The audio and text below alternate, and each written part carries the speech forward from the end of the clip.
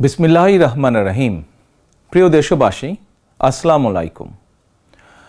গণহত্যাকারী হাসিনার পলায়নের মধ্যে দিয়ে 15 বছরের ফ্যাসিবাদী শাসনের অবসানের পথ উন্মুক্ত হয়েছে।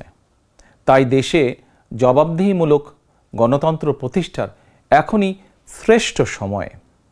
লাঞ্ছিত, বঞ্চিত, অধিকারহারা মানুষ একটি স্বাধীন, নিরাপদ এবং মর্যাদাকর জীবনের প্রত্যাশায় উন্মুখ হয়ে রয়েছেন।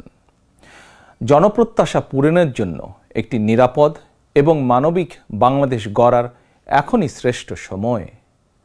ফ্যাসিবাদী শাসনের অবসান ঘটিয়ে দেশের গণতন্ত্র, মানবাধিকার, ভোটের অধিকার প্রতিষ্ঠার জন্য গত 15 বছর ধরে গণতান্ত্রিকামী মানুষ আন্দোলন সংগ্রাম অব্যাহত রেখেছিলেন।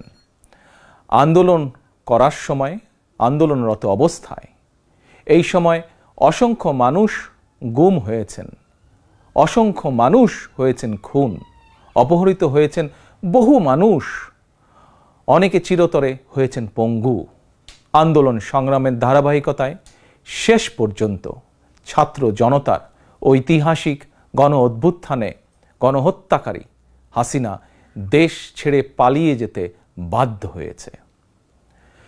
প্রিয় দেশবাসী, ঐতিহাসিক গণ অভ্যুত্থানের সাফল্য ও উদ্দেশ্য নস্যাৎ করে দিতে সুপরিকল্পিতভাবে চলছে ষড়যন্ত্র, এবং এই ষড়যন্ত্রের অংশ হিসাবেই একটি ধর্মীয় জনগোষ্ঠীর উপরে পরিকল্পিত হামলার ছক কষে দেশে একটি অস্থিতিশীলতার সৃষ্টির অপচেষ্টা চালানো হয়েছিল। তবে হাসিনা পতন আন্দোলনের পক্ষের শক্তি এবং অন্তর্বর্তী সরকারের সময়োচিত পদক্ষেপের কারণে বিতাড়িত অপশক্তির পরিস্থিতির অবনতি ঘটাতে ব্যর্থ হয়েছে। কিন্তু তারপরেও তাদের ষড়যন্ত্র থেমে নেই। কিন্তু গণ অভ্যুত্থানে চেতনা ও লক্ষ্য সুসংহত করতে হলে বিতাড়িত গণবিরোধী শক্তিকে আইনের মুখোমুখি করার পাশাপাশি জনগণের রাজনৈতিক এবং অর্থনৈতিক ক্ষমতায়ন অত্যন্ত জরুরি। জনগণের রাজনৈতিক ক্ষমতায়নের প্রধান হাতিয়ার হচ্ছে প্রতিটি নাগরিকের ভোট প্রয়োগের অধিকারকে নিশ্চিত করা যে কোনো মূল্যে। প্রিয় দেশবাসী, ক্ষমতার পরিবর্তন মানেই আমার কাছে শুধু রাষ্ট্র ক্ষমতার হাতবোতল নয়।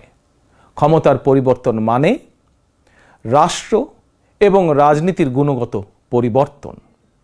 জনগণের রাজনৈতিক এবং অর্থনৈতিক ক্ষমতায়ন নিশ্চিত করা না গেলে রাষ্ট্র এবং রাজনীতির কাঙ্ক্ষিত গুণগত পরিবর্তন সম্ভব নয়। কাঙ্ক্ষিত রাষ্ট্র সংস্কারে জনগণের আকাঙ্ক্ষা নিশ্চিত করতে হলে অবশ্যই গণতান্ত্রিক বিধি ব্যবস্থাকে টেকসই করতে হলে জনগণের ভোটে জনগণের কাছে জবাবদিহিমূলক সরকার প্রতিষ্ঠা করতেই হবে। বাংলাদেশের পক্ষে শক্তির কাছে, গণতান্ত্রিক শক্তির কাছে আমার বিনীত আহ্বান, আপনারা পরাজিত অপশক্তির পাতা ফাঁদে পা দেবেন না।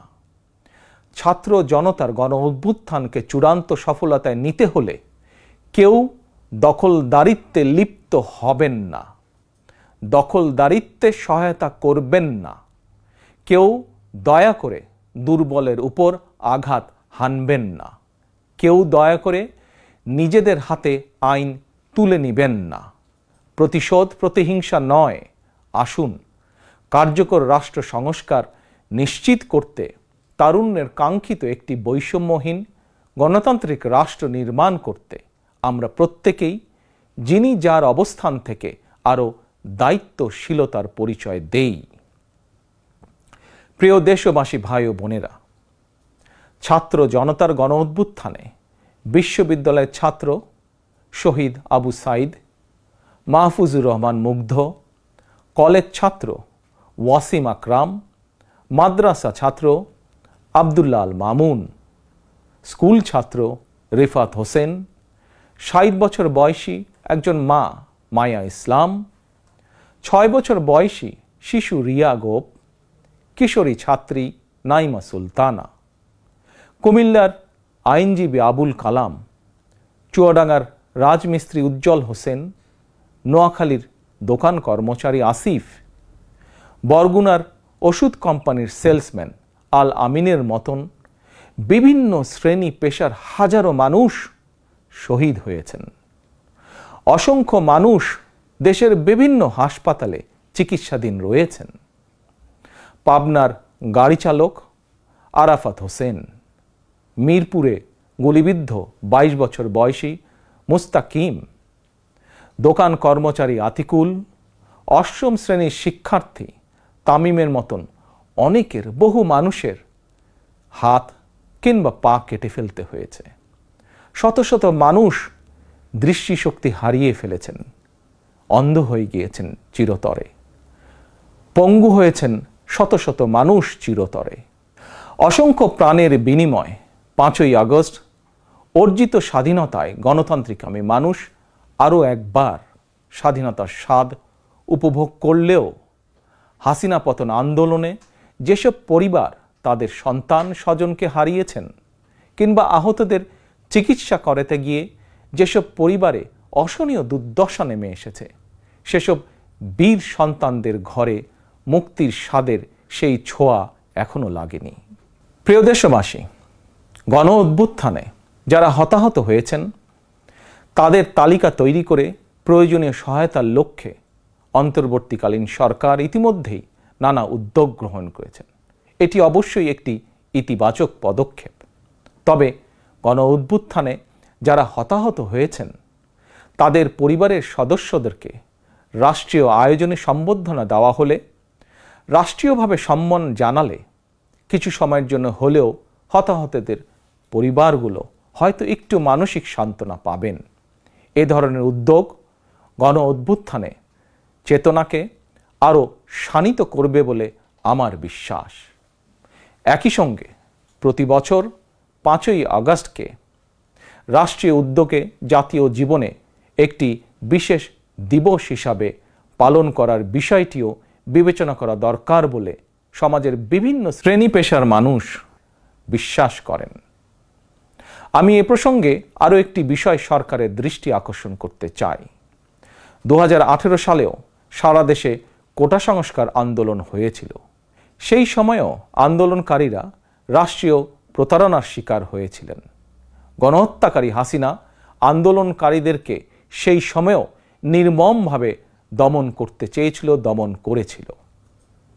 এমনকি খুনি হাসিনা সেই সময়ে আহতদেরকে চিকিৎসার সুযোগ পর্যন্ত দেয়নি।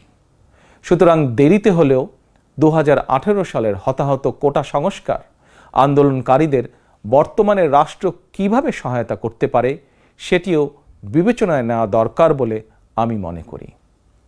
আমি বিশ্বাস করি তারুণ্যের শক্তি, তারুণ্যের আকাঙ্ক্ষাকে উপেক্ষা করে কখনোই একটি রাষ্ট্র ও সরকার অভীষ্ট লক্ষ্যে পৌঁছতে পারে না।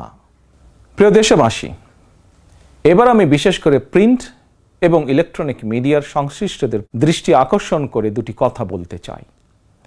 গণহত্যাকারী হাসিনা সারা দেশের সংবাদপত্রের স্বাধীনতা কেড়ে নিয়েছিল। সংবাদপত্রের স্বাধীনতা হরণকারী হাসিনা পালিয়েছে জনগণের অভ্যুত্থানে।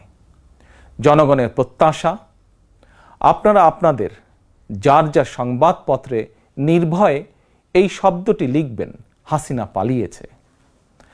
হাসিনা পালিয়েছে শব্দটির পরিবর্তে কোনো গণমাধ্যম যদি ভিন্ন শব্দ প্রয়োগের অপকৌশল নেন, সেটি জনগণের কাছে আপনাদের বিবেকের স্বাধীনতাকেই প্রশ্নবিদ্ধ করবে। আপনাদের প্রতি আমার বিনীত আহ্বান, গত 15 বছরে যেই সকল পরিবারের মানুষগুলো গুম, খুন, অপহরণের শিকার হয়েছেন, ছাত্র জনতার বিপ্লবে হাজারো মানুষ যারা শহীদ হয়েছেন, আহত হয়েছেন, তাদের এবং তাদের পরিবারের দুঃখ দুর্দশার কথাগুলো আপনারা আপনাদের সংবাদ মাধ্যমে তুলে ধরবেন। সাগররুনি হত্যা মামলার তদন্ত এক যুগেও কেন শেষ হলো না, সেই প্রশ্ন আপনারা আপনাদের মাধ্যমে তুলে ধরবেন। জনগণ আপনাদের কাছ থেকে আয়নাঘর নিয়ে অনুসন্ধানী রিপোর্ট দেখতে চায়। হাসিনা দেশটাকে লুটেরার রাষ্ট্রে পরিণত করেছিল। জনগণ দুর্নীতির সেই সব চিত্র প্রতিদিন আপনাদের সংবাদপত্রে গণমাধ্যমগুলোতে দেখতে চায়। গণহত্যাকারী খনি হাসিনা প্রতিবার কিভাবে জনগণের ভোটকে ডাকাতি করে নিয়ে গিয়েছিল, গণমাধ্যমে প্রতিদিন সেই সব চিত্র তুলে ধরে বিশেষ অনুষ্ঠান প্রচারের আহ্বান জানাই আপনাদেরকে। গণমাধ্যমে হাসিনার অপকর্ম ফ্রেমবন্দি থাকলে ভবিষ্যতে আর কেউ হাসিনার মতন ভোট ডাকাতি, গণহত্যায় লিপ্ত হতে সাহস করবে না, যা বাংলাদেশের ভবিষ্যৎ গণতন্ত্রের ভিতকে মজবুত করবে এবং ক্ষমতাসীনদেরকে স্বৈরাচারী আচরণ থেকে বিরত থাকতেও বাধ্য করবে। এবার আমি সারা দেশে বিএনপি এবং এর অঙ্গ ও সহযোগী সংগঠনের সর্বস্তরের নেতা, কর্মী, সমর্থক, শুভাকাঙ্ক্ষীদের প্রতি আহ্বান জানিয়ে বলতে চাই, রাষ্ট্র সংস্কারের পথ ধরে অন্তর্বর্তীকালীন সরকার যথাসময়ে জাতীয় নির্বাচনের তারিখ ঘোষণা করবে। সেই নির্বাচনে জনগণের রায় পেতে জনগণের মন জয় করুন। জনগণের বিশ্বাস, আস্থা এবং ভালোবাসা অর্জন করুন। জনগণের সুখে দুঃখে জনগণের সঙ্গে থাকুন, পাশে থাকুন, জনগণকে সঙ্গে রাখুন। ধর্ম, বর্ণ পরিচয়ের কারণে কেউ যাতে অনিরাপদ বোধ না করেন, দায়িত্বশীল এবং জনপ্রিয় দল বিএনপির একজন নেতা, কর্মী, সমর্থক হিসাবে সেটি আপনাদেরকে নিশ্চিত করতে হবে। সেটিকে নিশ্চিত করুন আপনারা। পরিশেষে আমি আরও একটি বিষয় উল্লেখ করতে চাই। গণহত্যাকারী হাসিনা পতনের আন্দোলনে দেশে ছাত্র জনতার পাশাপাশি প্রবাসী বাংলাদেশিরাও বিশেষ অবদান রেখেছেন। দেশে যখন মত প্রকাশের স্বাধীনতা রুদ্ধ করে দেওয়া হয়েছিল, প্রবাসীদের মধ্যে একদল সাহসী মুখ প্রবাস থেকেই জনগণের সামনে হাসিনার দুঃশাসনের ইতিবৃত্ত তুলে ধরে গণ আন্দোলনে সামিল থেকেছেন। প্রবাসে থেকেই হাসিনা পতনের আন্দোলনের সঙ্গে একত্বতা প্রকাশ করতে গিয়ে কোনো প্রবাসী বাংলাদেশিকে প্রবাসে জেল জুলুম সইতে হয়েছে বা এখনো হচ্ছে। প্রবাসীদের অবদানকে কৃতজ্ঞতার সঙ্গে স্মরণ করে আমার আহ্বান, ছাত্র জনতার কাঙ্ক্ষিত একটি বৈষম্যহীন গণতান্ত্রিক বাংলাদেশ নির্মাণে অতীতের মতন ভবিষ্যতেও সংশ্লিষ্ট দেশের আইন মেনে সাধ্য মতন আপনারা আপনাদের যার যার অবস্থান থেকে ভূমিকা অব্যাহত রাখবেন। দেশে প্রবাসে সকলকে ধন্যবাদ জানিয়ে আমার বক্তব্য শেষ করছি। আল্লাহ হাফেজ। বাংলাদেশ জিন্দাবাদ। বাংলাদেশ জাতীয়তাবাদী দল জিন্দাবাদ।